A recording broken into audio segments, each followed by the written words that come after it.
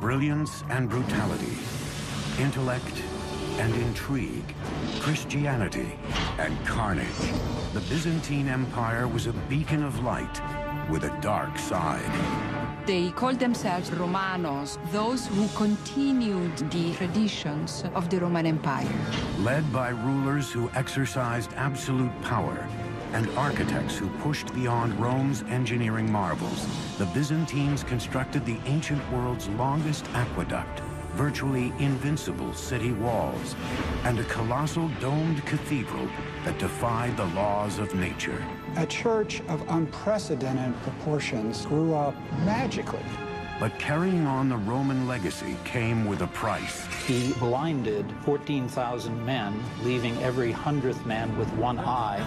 The Byzantine Empire was the dominant civilization during the Dark Ages. But after a millennium of rule, its engineering feats would betray them, as an ancient light was extinguished in the glare of modern warfare.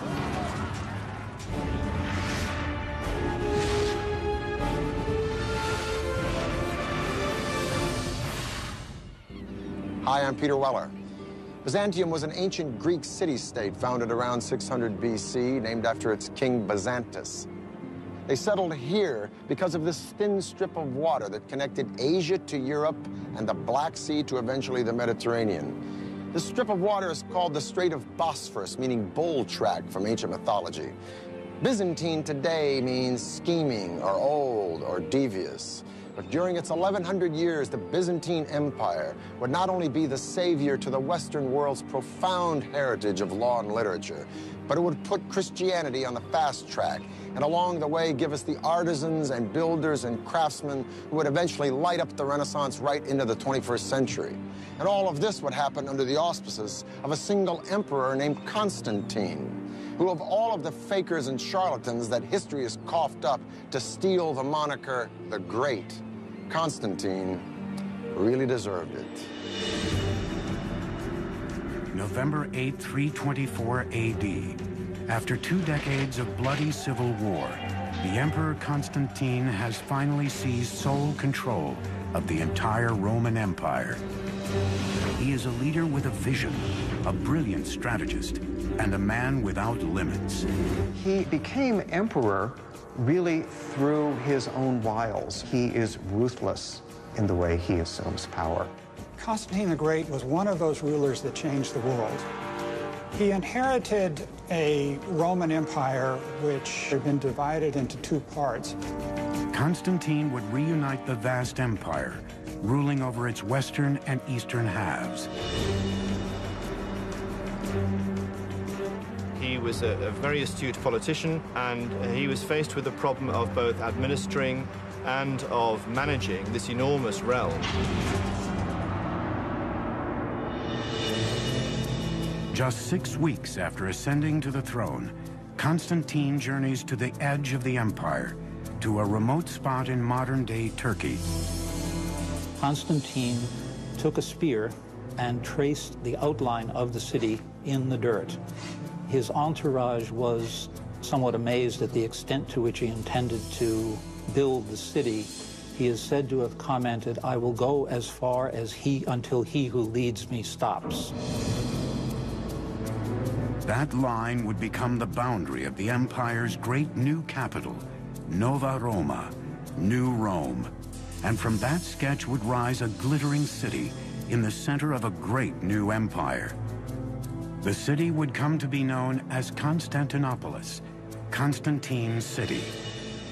Constantine effectively shifts the center of the Roman Empire and founds a new center. He was moving away from Rome with its old rivalries, political infighting, vested interests and so forth, to create something quite new, which he could mold. Constantine's vision for his new city would be built upon the engineering techniques perfected during the Roman Empire.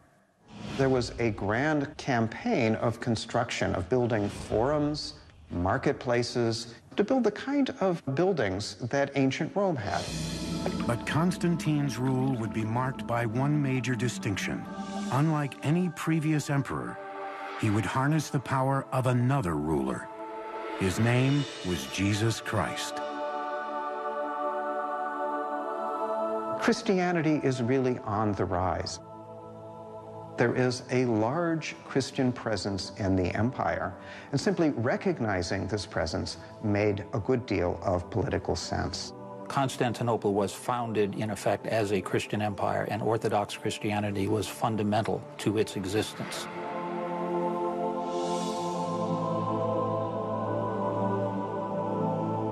Now, we have to remember that even though Constantine was venerated by Christianity, he's still an emperor. In other words, a dictator who's not only killed his son, his stepson, but also his second wife, all on the same trip to Italy. So if the boy wants a city, he's going to get a city and not take no for an answer. Problem is, how do you attract people to a dusty town in the hinterlands called Byzantium? Well, first of all, you might want to rename it after yourself. And second of all, in the style of all Roman emperors, rebuild it.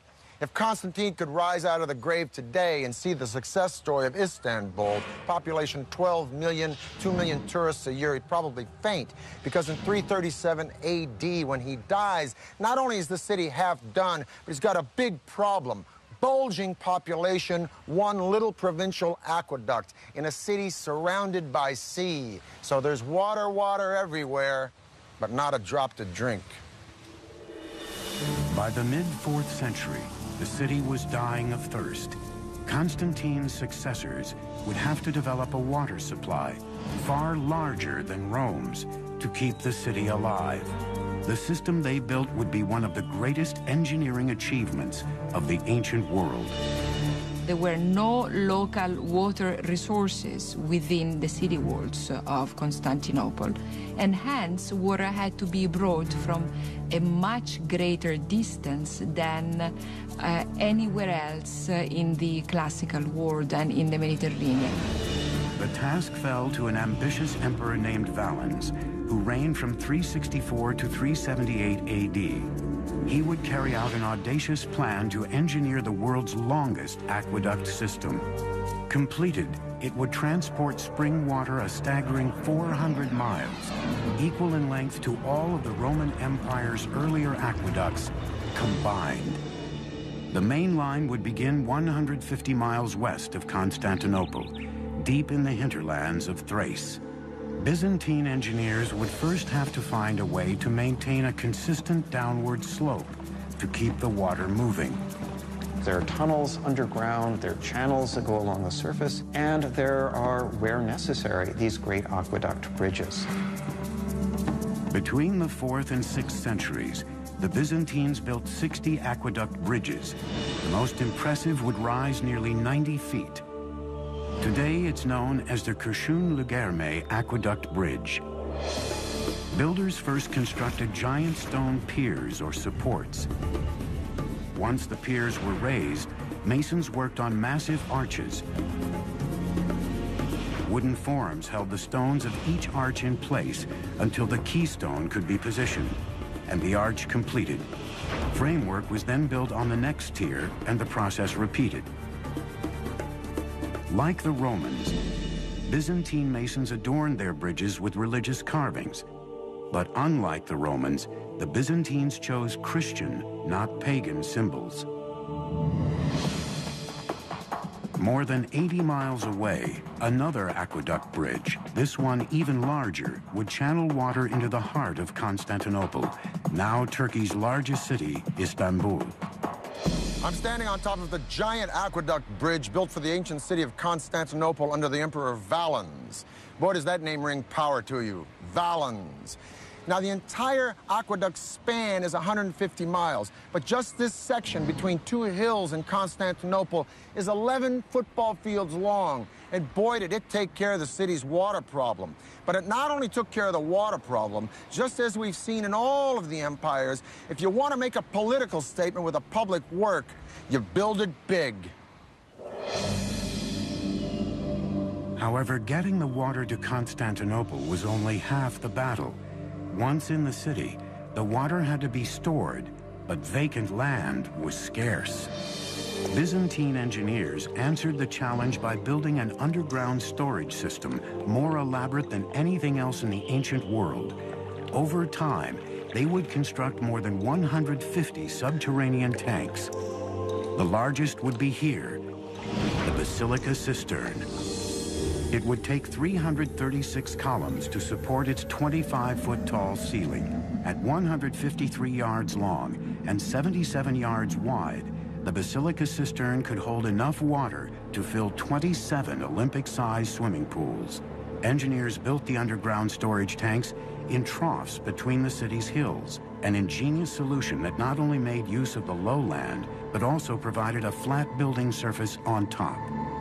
The cisterns enabled the city to be provided continuously by water, even in the summer when it wouldn't rain that much and there'd be merely a trickle coming down from the aqueduct.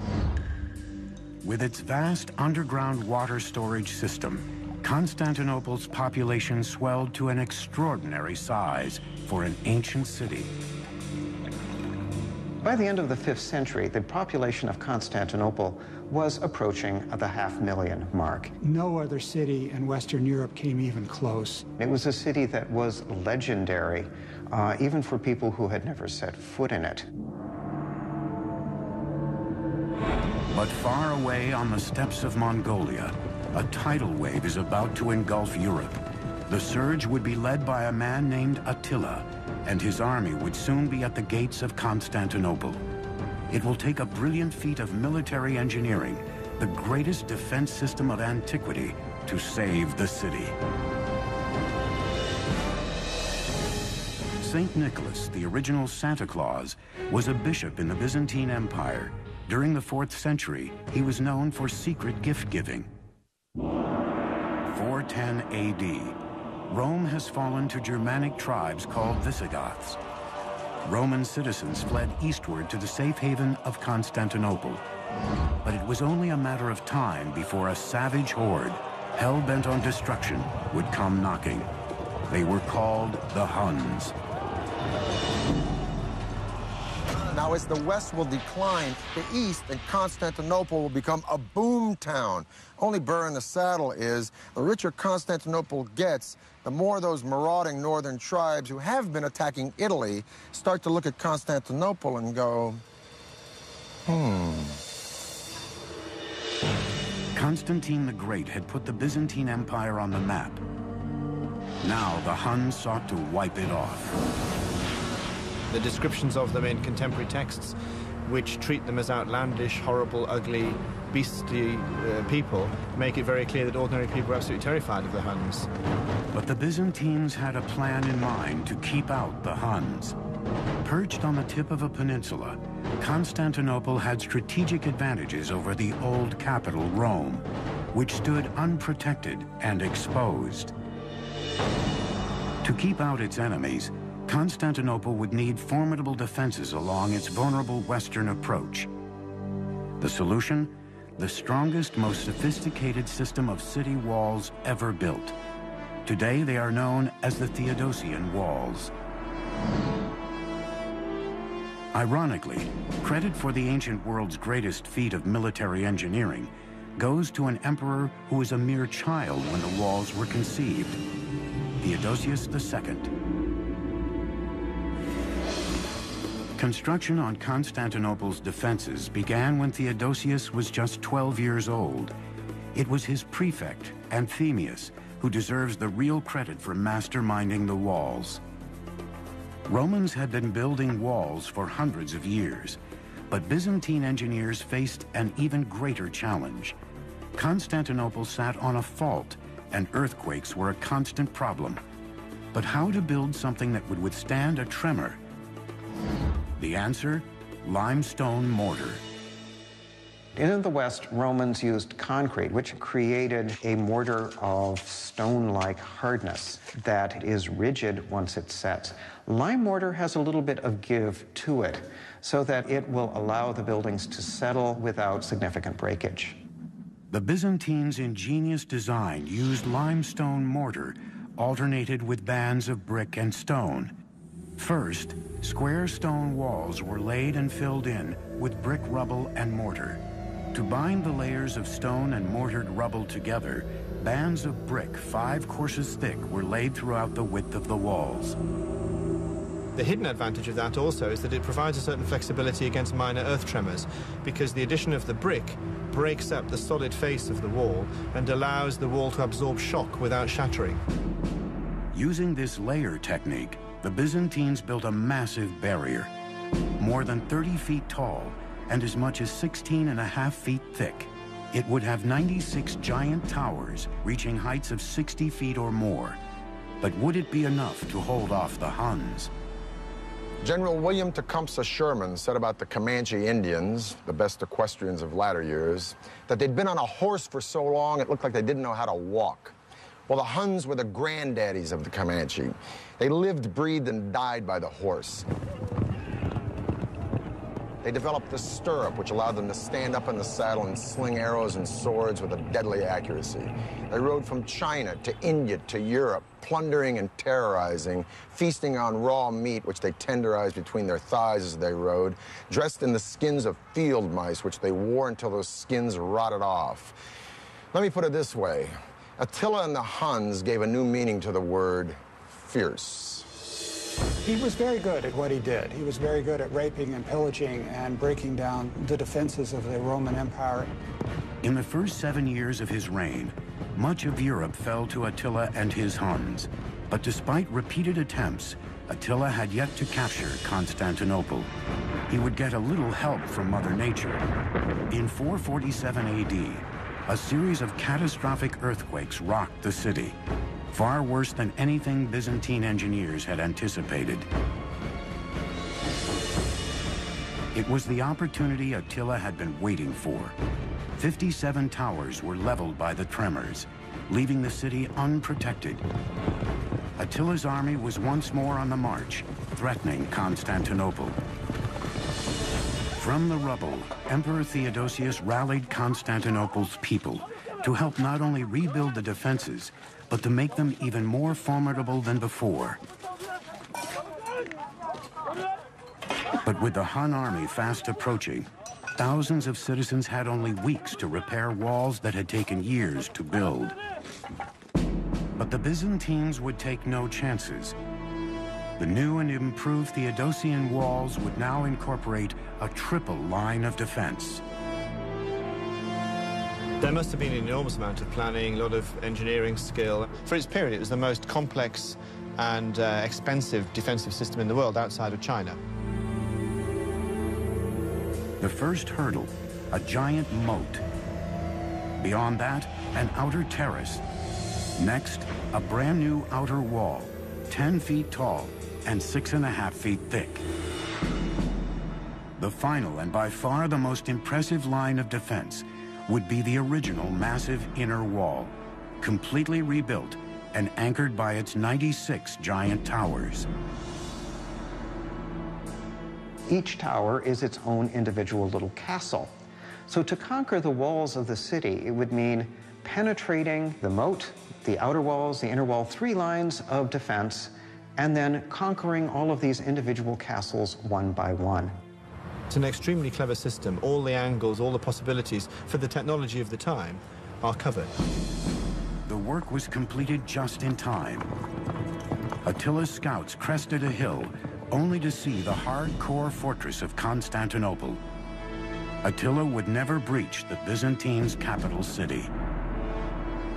The city was secure because of its walls. There are any number of times in the history of the Byzantine Empire where attackers get as far as the walls of the city, but they can go no further. For 1,000 years, the Byzantine Empire would be saved by its city walls, from the Huns and Arabs to the Russians and Turks. The survival of Constantinople for as long as it did survive was very much due to the fact that it was a walled city which was almost impregnable. With the completion of its land barrier, Byzantine engineers next sought to protect the city from waterborne threats. Their solution was ingenious and highly effective. A giant chain, one of the biggest ever built. Byzantine blacksmiths first forged a massive iron chain, roughly 5 football fields in length. An estimated 750 links, each measured 2 feet. the links would float on wooden logs. The Byzantine navy could drag the chain across the Golden Horn, cutting off the harbor. Finally protected from its enemies, Constantinople cashed in. The walls of Constantinople were so thick and so large and so successful because they had to be. Constantinople was extremely rich, and it's like a bank with a very significant vault. It was the richest city in the world. Nearly all the world's most important trade routes intersected at the city. Wealth from as far away as Egypt, China, and Russia all passed through the Byzantine capital on its way to the west. But with money pouring into the empire, enemies began to storm the countryside, looking for the spoils. The capital may have been bulging with success, but the empire was steadily shrinking as the frontiers fell one after another to marauding tribes. By the death of Theodosius II in 450 AD, the Mediterranean Sea, which had once been like Rome's private lake, now looked like a huge ocean against which the empire was nothing more than a beach resort. Reviving Constantine's Rome would be the single obsession of a very controversial emperor who would marry a very dynamic woman who possessed very special skills.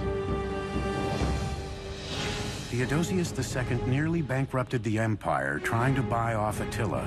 He paid the Huns as much as 2,100 pounds of gold a year.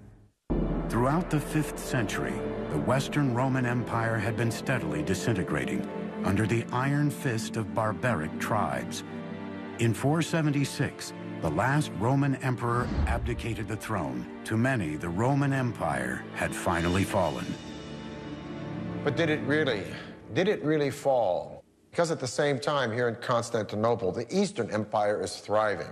It's prospering. And in 527 AD, an emperor named Justinian comes to the throne, who's not only completely committed to recodifying all of Roman law, he's bent on reconquering Constantine's empire. Justinian I ruled during the Byzantine Empire's golden age. Yet, ironically, the man who lusted after the glory of ancient Rome was an outsider. Well, the Emperor Justinian was born a peasant in what is now northern Yugoslavia, and he came with his uncle Justin to Constantinople to seek their fortunes. His 40-year reign would be marked by intellectual brilliance, an unparalleled work ethic, and unbridled ruthlessness. 2 years before ascending to the throne, Justinian married a beautiful, strong-willed woman named Theodora. But there was just one problem. Theodora was a former burlesque dancer. So to take her checkered past out of the equation, Justinian simply promoted her. The day he was crowned emperor, he named Theodora as his co-empress. Her ascension to power sent shockwaves through the Byzantine aristocracy. She was supposedly a prostitute hanging out around the hippodrome, involved in things like bear dancing. Not exactly sure what happens in bear dancing, but it definitely was not such a great thing. And she had a very active sex life. Together, Justinian and Theodora would rule the empire as equals. She must have been highly intelligent, and she must have been very wily, very successful at court politics. Justinian quickly realized that his legacy would be built on restoring the bygone glory of ancient Rome. He began by reclaiming Western territories that had been lost over the years. Back home in Constantinople, Justinian went on a construction spree. Bad news is, to pay for this building, he went on a ballistic campaign of taxation, which was just as popular then as it probably would have been now. Along with the taxes, he tries to control or stamp out any form of pagan celebration, the study of the ancient philosophers at Athens, gambling, prostitution, adultery, homosexuality, any Christian that doesn't see it his way, and the Jews. He didn't have a lot of fans. But so what? He's an emperor. He's not listening to approval ratings. But you know what? He should have. As Justinian tightened his grip on the people, the city's resentment turned to rage. And unlike other civilizations, where the masses had no place to voice their anger, the Byzantines had their hippodrome. The Hippodrome was the center of Constantinople's public life. Conceived as a stadium for chariot racing, it could hold as many as 100,000 people. Construction of the Hippodrome had taken place over centuries. It was a gigantic task incorporating every known building technique. Shaped like an enormous U and modeled after Rome's renowned Circus Maximus, Constantinople's Hippodrome was nearly a third of a mile long and wider than a modern-day football field. But the site its architects had chosen sloped severely to the south. And there they built vaulted substructures. As was common in ancient Rome, vaulted substructures to create a level platform. Freemen and masons were brought in from around the Mediterranean. Their first task, to build the substructure's arched wall 4 stories tall. The arches created a gallery for shops and cafes. Above the substructure, 2 tiers of columns and more than 30 stone rows surrounded the sand-covered racing track. Like all Byzantine emperors before him, Justinian sat in an imperial box called the Kathisma, giving the Byzantines a rare glimpse of their ruler. It was a combination of sports stadium, public spectacle stadium, imperial propaganda, pulpit, all those things. It could seat huge numbers of people. Huge bets were wagered by fans of the various teams, the blues, greens, reds, and whites.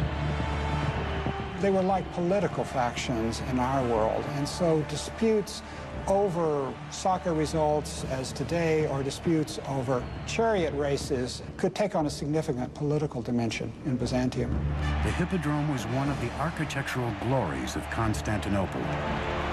But in 532 AD, it would also become the site of one of the most brutal acts of an emperor against his people.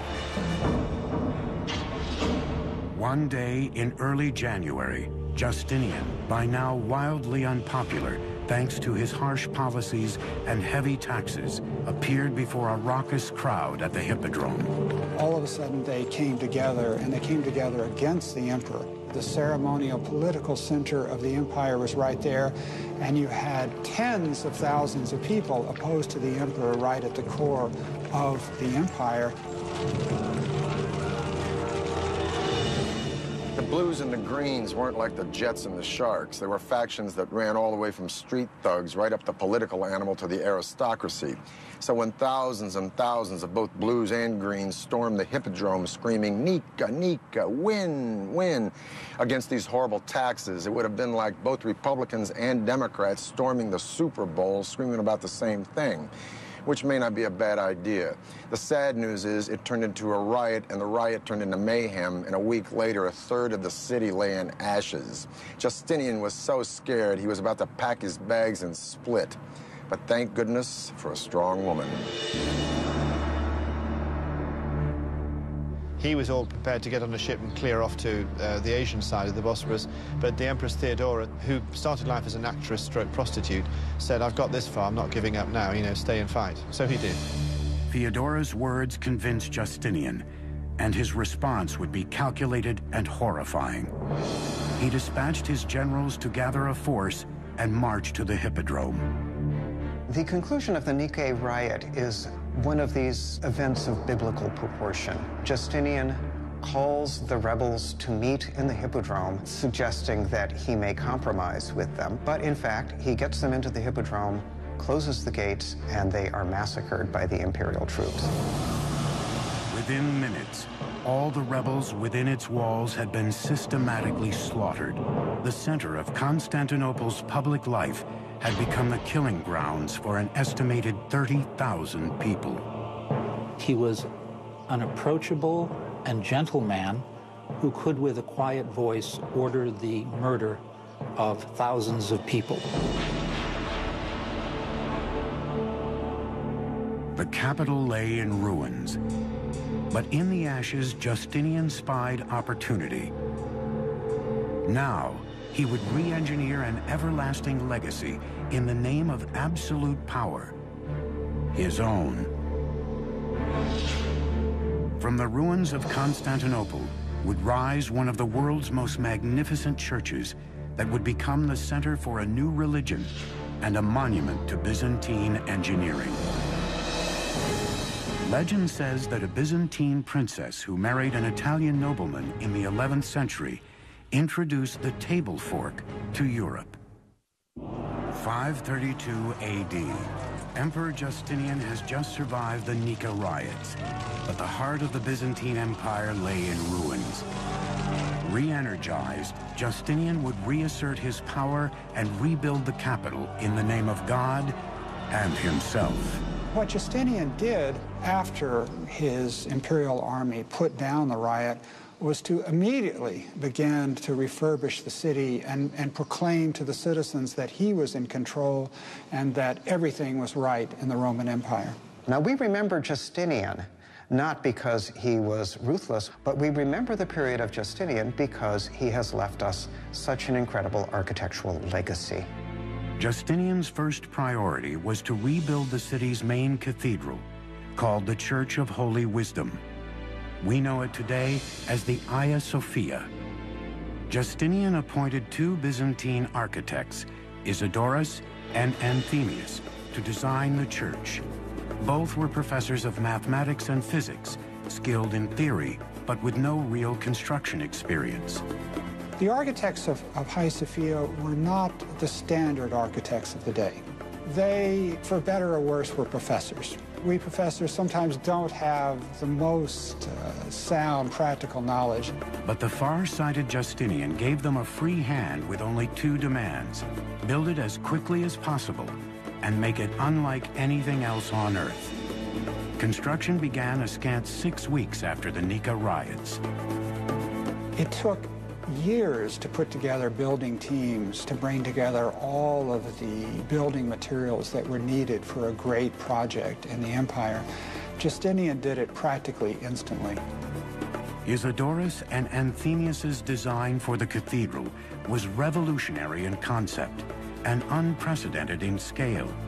They set out to create the largest dome ever built, 100 feet across. They began by using an architectural device first attempted by the Romans, but never fully achieved. It was called the pendentive. The first step, construct 4 massive arches on which the dome would rest. Next, the pendentives, rounded triangles that connect the dome's circular base to the square base below and distribute its weight evenly among the 4 arches. By adding smaller semi-domes, an even larger area would be created.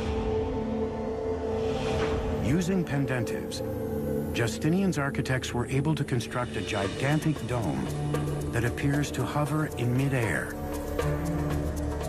The dome rises 184 feet, 30 feet taller than the Statue of Liberty. The nave over which the dome hung would be a massive open space measuring 229 feet by 245 feet. There were 100 teams of workmen, each with 100 men, with half of them working on the north side of the building, half of them working on the south side of the building, and competing to create the great building. A church of unprecedented proportions grew up magically, almost magically, faster than any kind of construction at that time on that scale. Hagia Sophia was dedicated in 537 AD, less than 6 years after the first stones were laid. Justinian was very proud of his church, as he should be. It was a great idea. It was a great conceptual plan. The implementation of that plan, the actual structure, was risky. A more experienced or pragmatic builder would have seen that trying to build a dome of this size with the materials given in a short amount of time would have been dicey at best. Before the construction was even finished, the 4 piers hold up the arches started to buckle and collapse. 20 years later, an earthquake happens. Boom, whole dome comes in. Now, Isidorus the Younger, the nephew of the original Isidorus that built it, addressed the flaws in the dome, had to reconstruct it. One of the flaws, most important one, is that he raised the pitch of the dome because more vertical load of a higher dome will drive the weight into the ground, which is good support. A short, squatty dome with horizontal load, drive the weight sideways, and kaboom, the dome falls in. So Isidorus raises the dome 21 feet, boom, and voila, you got the dome you see today. Hagia Sophia was known for more than just its novel design. Even the columns were elaborately adorned with monograms of the emperor and his empress. We are never allowed to forget that this is the great achievement of Justinian and Theodora. Emperor Justinian had created a centerpiece for Christianity and further solidified Constantinople as the capital of the Christian world. He got an architect that was going to make a grand statement. And a grand statement was made. The largest church in Christendom, the greatest dome space in the world until the Renaissance. He got a building that dwarfed any of the great baths of ancient Rome or any of the great temples of the ancient world. By the end of his reign, the Byzantine Empire had grown to its greatest size, encompassing Syria and Palestine, Asia Minor, Italy, Greece, and southward throughout North Africa and Egypt. But the Byzantine people would pay the price of expansion. Justinian's near-constant military campaigning, combined with his zeal to rebuild Constantinople, virtually bankrupted the Byzantine Empire. The empire really never recovers from the megalomania of Justinian. It's perhaps fitting that the dome of Hagia Sophia collapses.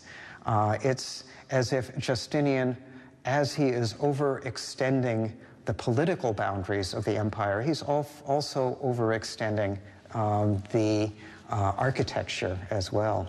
For 3 centuries after Justinian's death, a series of emperors would rule over a shrinking empire. But through the chaos, Constantinople stood secure, and in the 10th century, the Byzantines would once again rise in a blaze of military glory, led into battle with fearsomely engineered weapons and by the finest military mind ever to wear the crown. According to legend, Constantinople boasted a collection of sacred Christian relics, including the True Cross and John the Baptist's head. The year is 1000 AD, the end of the first millennium of the Common Era.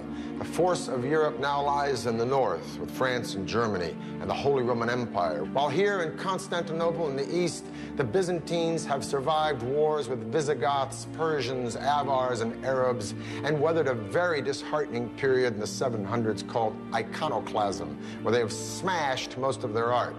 But the Byzantines are on the rebound now, and by 1014 they are poised to reconquer the entire Balkan Peninsula from the Danube River all the way to Greece. The man at the helm of the Byzantines' comeback was Basil II. A man of the people, Basil was the most brilliant military mind the Byzantines ever produced. He was an emperor that did not sit back and enjoy the luxuries of the palace. He went out campaigning every season, leading the Byzantine armies against the foes. He was seen to be a soldier's emperor, but there's no doubt he ranks as a highly competent, very able, very intelligent, very versatile military leader, as well as a good ruler. Basil's greatest enemy was Tsar Samuel, who ruled Bulgaria, a Slavic kingdom vying for control of the Balkan Peninsula. In 986, a decade into his reign, Basil suffered a devastating defeat at the hands of Samuel's army. The first time he marched north, he was only 18, I think. He might have been a bit younger. And he walked into an ambush, basically. Humiliated, Basil swore revenge on the Bulgarian nation. That revenge would take a quarter century to unfold. In the meantime, his defeat emboldened his Byzantine rivals. After crushing a series of revolts within his empire, Basil turned his attentions outward to restoring lost imperial lands. Determined to regain Byzantine's glory, he had ordered his engineers to design a new model of a deadly siege weapon, the trebuchet. The trebuchet's design was based on simple principles. Using ropes, operators cocked a wooden arm outfitted with a sling and stone. The front and sides of the wooden frame were covered in fresh animal skins to protect it from flaming arrows. You'd have your axle and your pivoting sling because of the disparity between the short end on one side of the axle and the long end on the other. You'd maximize the velocity in the swing, so you could throw substantial weights considerable distances. But Basil II did nothing by half measures. The trebuchet his engineers designed could hurl stones weighing more than 400 pounds and took a staggering force to operate, 400 men. With the world's finest troops and largest siege craft, the Byzantine army was unstoppable. And after years on the battlefield, Basil had developed a creed of ferocity and discipline among his men. He has a reputation of being harsh but fair, and of course, if the soldiers believe in their leader, they'll fight better and more effectively. He forbade anyone from breaking ranks and lectured them on the need for readiness at all times. His force could move with lightning speed across all types of terrain. Finally, in the year 1001, Basil decided it was time to head back to Bulgaria and clean up unfinished business. He then turns his attention back to Bulgaria and spends the next 15 years basically solidly campaigning year on year on year, gradually destroying the Bulgars' infrastructure, ravaging the countryside, destroying the economy. Tsar Samuel would soon realize the scope of Basil's fury. Samuel had been the only man to beat Basil in battle, and for that distinction he would pay dearly. On July 29th in the year 1014, Basil launched a surprise attack, conquering the Bulgarian army, capturing 14,000 men. His revenge would be brutal. He blinded all of them, leaving every 100th man with one eye to lead the rest back to Bulgaria. When Samuel saw his ragged and mutilated army, he collapsed, and 2 days later he died. It's one thing to execute all of these people. It's another thing to send them back to the country where their countrymen in some ways have to take care of all these people. So they become a kind of permanent liability to the society. The cruel victory earned the emperor control of the Balkans and the moniker Basil the Bulgar Slayer.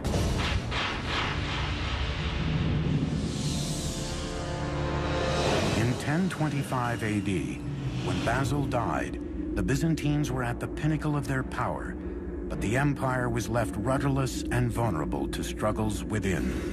In subsequent times, the empire needed a great general like Basil II. They didn't have one. In 1453, the Ottomans unleashed a new weapon on Constantinople's mighty land walls. In the end, brick and stone were no match for cannon fire.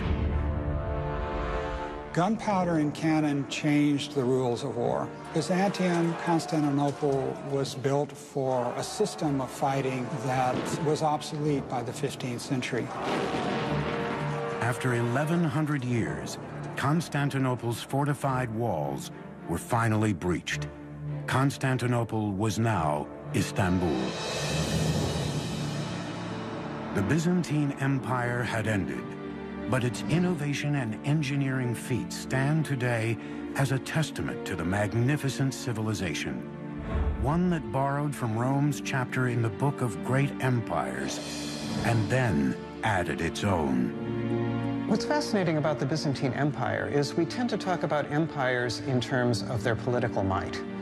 With the Byzantine Empire, we have to understand it as a cultural power. It was a highly sophisticated intellectual culture. The Greek monks, Greek priests were interested in ancient literature. They preserved ancient text. It is often said that the fall of Constantinople, with the books going to the West, is what aided in the birth of the Renaissance.